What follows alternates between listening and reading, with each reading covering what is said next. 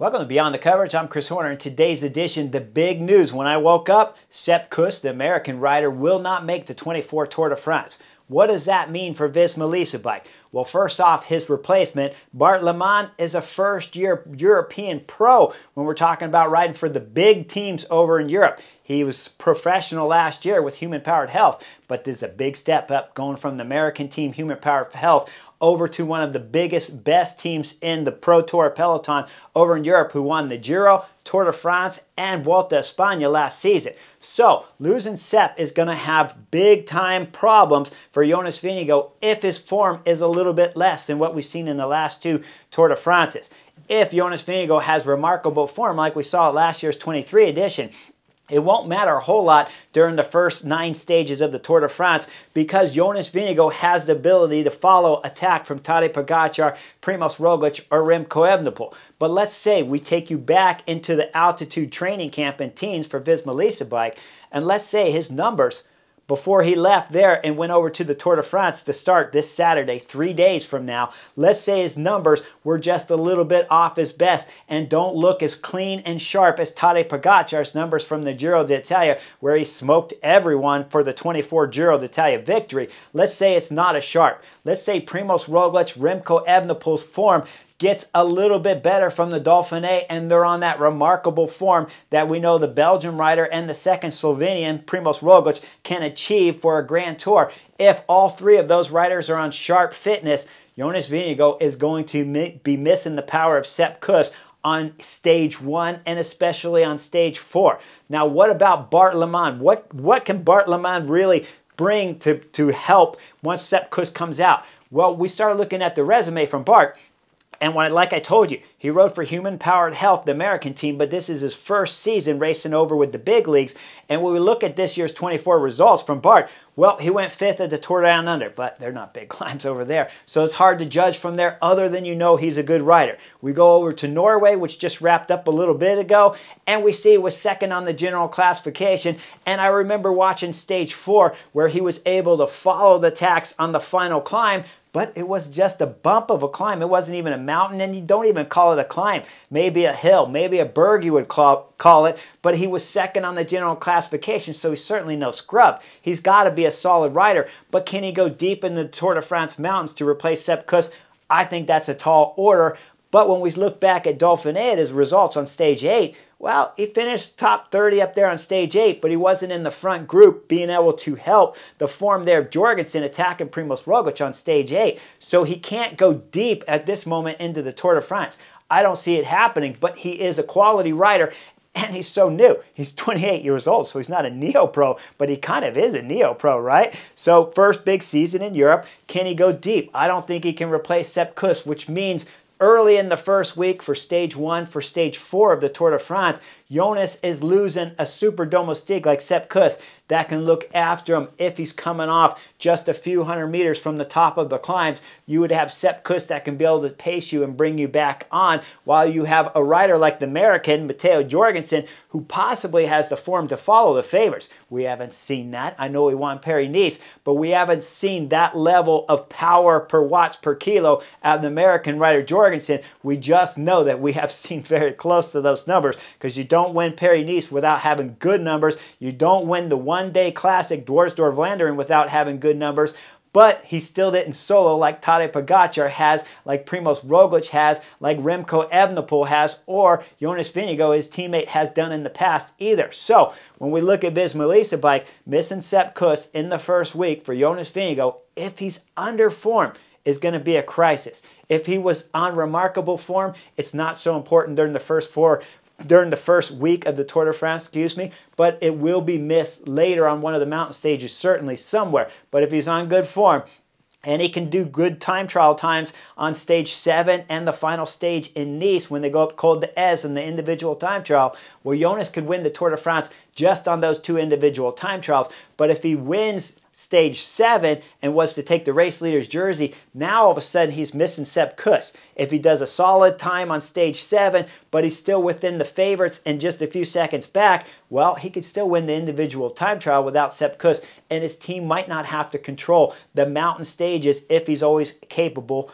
of staying with Primož Roglič, Remco Evenepoel, and the Slovenian Tadej Pogačar, the #1 ranked rider in the world. So Sepp Kuss's absence is certainly going to be missed. When you think about it, since 2020, Sepp Kuss has always been there for the Tour de France victories, for the Giro d'Italia victories, and of course for his own victory at last year's 23 edition of the Vuelta a España. So you cannot replace the American Flying Eagle's form and fitness and his ability as a super domestique to be used at this year's 24 Tour de France. But when we start looking at the rest of the roster there for Visma Lease Bike, the American rider Jorgensen moves up to that second place, first lieutenant to only Jonas Vingegaard, and maybe even a freedom card to play and go up the road if he can follow the favorites on stage 1. Maybe. I'm going to get into that detail later. But when we start looking deeper down on the roster there, Wilco Kelderman, this rider is a solid rider. He's just got done finishing top 10, I believe 9th on the general classification at Tour de Suisse. But in years past, 2020, he's gone podium at the Giro d'Italia.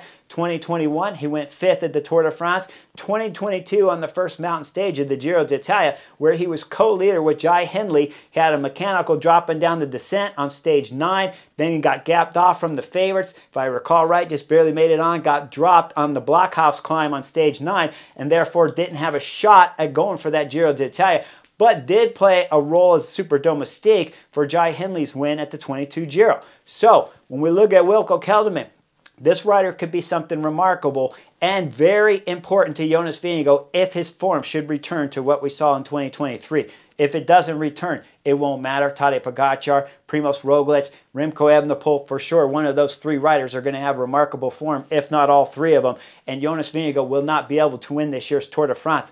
But if it can return, he still has the American rider Jorgensen. He still has Wilco Kelderman that's shown in the past that he's capable of being there deep into the mountains. But without the American Sepp Kuss, and the only replacement the rider to take from Visma Lease Bike being Bart, they cannot replace the power that Sepp Kuss missing. So if Jonas Vingegaard needs to make up time in the high mountains at the Tour de France, he's going to have to do it on his own, one-on-one, and he won't have the American rider to be able to blow it apart.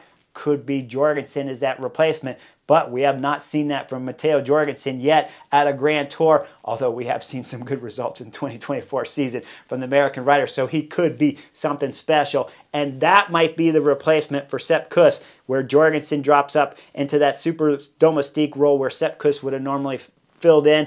Now Wilco Kelderman has to be something solid. Now I want to go into stage 1 and some of the tactics there, because I had a comment on the last video from Endau where he asked if Jorgensen can follow the favorites and they're attacking with Tadej Pogačar, Remco Evenepoel, Primož Roglič up there. Does he have the green light to go up in that move, or will he have to stay with Jonas Vingegaard if Jonas Vingegaard is getting dropped? I said this is a nightmare scenario and very difficult to plan for Visma Lease Bike, because in order for me to know, I really need to know what kind of power he was putting out at the last altitude training camp 1 week out before the Tour de France, where they were up in teens. Was his power numbers, were they only 10 watts short of his best, where he needs the first 9 stages of the Tour de France to come back to that spectacular 23 form? If that's the case, Jorgensen basically has to stay with Jonas Vingegaard the whole time throughout stage 1. If he's just coming off on the top of the penultimate climb with 1 kilometer to go, Jorgensen has to stay. Let's give you another scenario when Jorgensen would stay with that front group, though, and try to win the 24 Tour de France, or switch into winning individual stages of the Tour de France, and it starts on stage 1. Let's say we hit the last 80 kilometers of stage 1. UAE Team Emirates are lighting it up on the front with all of their super climbers, and they have 6 super climbers for Tadej Pogačar here, and only 1 Niels Palet for the flat stages. Maybe a little bit of Tim Wellens, but Tim Wellens will be super in the middle of stage 1. There's no doubt about it. So let's say that Jonas Vingegaard's having some problems in the middle of the stage. If you look at my response to Endau, I said I would like to know some communication that's happening on the radio in stage 1 and the power numbers from the altitude training camp of Jonas Vingegaard before he left for the Tour de France. If you can mix those power numbers from training camp, and if you know Jonas Vingegaard says in the first half of stage 1 of the Tour de France, my legs feel remarkable. I am close to my best. I am just missing a little bit. If we get into the penultimate climb where it's 7% sections and the favorites are attacking, I want Jorgensen to stay with me. I say you stay with Jonas Vingegaard if you're the American rider Matteo Jorgensen and you're close to the top of the penultimate climb where there's 7% sections and the 3 favorites are attacking up the road. I'm saying you stay with Jonas Vingegaard. If you're going over the top, anywhere near a 30-second gap on the favorites, you stay with Jonas Vingegaard back there because hopefully you have some more teammates. Hopefully Wilco Kelderman is still there. Hopefully Thies Benoot is on his climbing form that we've seen in the past of the Tour de France. Normally he's not a pure climber, but for some reason the Belgian rider Thies Benoot at the Tour de France, he can climb deep into the mountains. And on stage 1 when he has fresh legs, if Jonas Vingegaard's getting dropped, hopefully Thies Benoot's still there. If that's the case, I'm holding Jorgensen back if he's getting dropped on the penultimate climb near the summit. But if we go into the penultimate climb and UAE team members are drilling it up there and Ayuso's going crazy on the front, Adam Yates is sitting second wheel, Almeida's sitting third wheel, Tadej Pogacar's fourth, and Jonas Vingegaard's getting dropped at the beginning of the climb, right then I'm telling Jorgensen, if you can follow these guys, you stay in this group. You sit on this group all the way to the end of the stage and you try to win the stage. And Jonas Vingegaard hopefully is going to have an amazing Wout van Aert, Thies Benoot back there, Bart, the replacement for Sepp Kuss. Hopefully he's climbing the best he ever has in his entire life. And hopefully we see some help back there from Wilco Kelderman. And then Visma Leasebike are going to have some hope that a rider like Movistar's Enric Mas and his teammates have missed that front selection. And you get 2-3 teams back there chasing the 3 favorites in this year's Tour de France with Matteo Jorgensen, the American, sitting on. Now, give you some other scenarios, though. Let's say Tadej Pogacar's tacking on the penultimate climb. He's going full gas. He is up there. No one can stay with him but the American Matteo Jorgensen. If it's just those 2 riders going up the road. If it's the scenario that we look at where Matteo Jorgensen's form has gotten better since Dauphiné, it has only improved year after year, and this year in 2024, we don't know the limits of the Americans. So let's say Tadej Pogacar is going up the road, the American rider Matteo Jorgensen is the only one to stay with him. Then I'm saying to Jorgensen on the radio, you got the green light. You got the green light to work a little bit with Tadej Pogacar on the less steep sections of the final stage 1. You can work a little bit with them on the flat sections, the descent, and then you win the stage. But you feather that gap so that when you look at the back, Primož Roglič with his team, Bora Hansgrohe's on the front, Remco Evenepoel, and possibly some teammates left from him like a Mikel Landa's on the front chasing. With Jonas getting a free ride back there, I say, Matteo Jorgensen, you fan that gap there with the Slovenian Tadej Pogacar and then sit on him in the last few kilometers of the flat section of stage 1. Win the stage, take the race leader's yellow jersey for Visma Leasebike, and then it's a success from day 1. But he has to be something special. And if he's special enough to stay on the wheel there of Tadej Pogacar, and he's the only rider that can, well, he might be special enough to win the Tour de France. That's a scenario that I don't see happening, but that's a scenario where I would say Matteo Jorgensen has the green light to be up in the front group and not stay with Jonas Vingegaard. Hopefully back there with Jonas Vingegaard, he has an amazing Wout van Aert. Remember, it's stage 1. I can take you back to last year's stage 2 of the Tour de France. Wout van Aert made it over in that second group as Tadej Pogacar was blowing the race up, and only Jonas Vingegaard could follow him up and over the Jaskibel. It was Wout van Aert that dropped down the descent, got back on the front, drove that front group, and had a shot at winning stage 2 of the Tour de France. Didn't win because his teammate Jonas Vingegaard didn't get on the front. But on stage 1 of this year's Tour de France, Jonas Vingegaard might not need Matteo Jorgensen, so he might get the green light to go up there.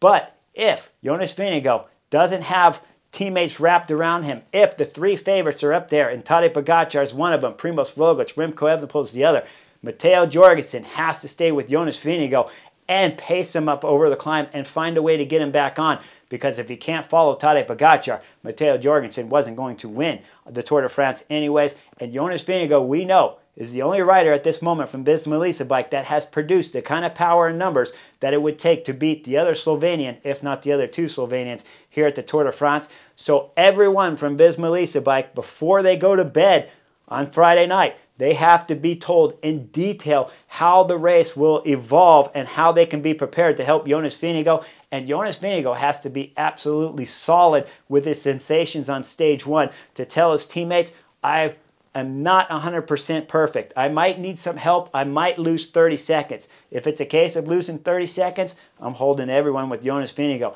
If it's a case of losing minutes, I'm telling Matteo Jorgensen you have the free light to go with any front group you can on stage 1 to try to win the stage and take the race leader's yellow jersey for Visma Lease Bike on stage 1, while Jonas Vingegaard will hopefully rely on teammates like Wout van Aert that could do something magnificent, because the last climb on stage 1 is only about 5%, and we know the big guy can climb 5% no problem, especially if I take you back to stage 6 of last year's Tour de France, where he climbed over 3 mountain stages for Jonas Vingegaard. So Matteo Jorgensen could get the free light, the green light, to go with the front favorites and win stage 1, or he might have to be held back. Those riders from Visma Lease Bike all have to be prepared tactically the night before, so they know exactly what to do. Jonas Vingegaard has to be spot on his sensations and communicating with his teammates. Otherwise, the Tour de France could be won or lost on stage 1, depending on how they're prepared Friday night before the Tour de France begins. Like and subscribe. I'll see you guys on the next edition real soon.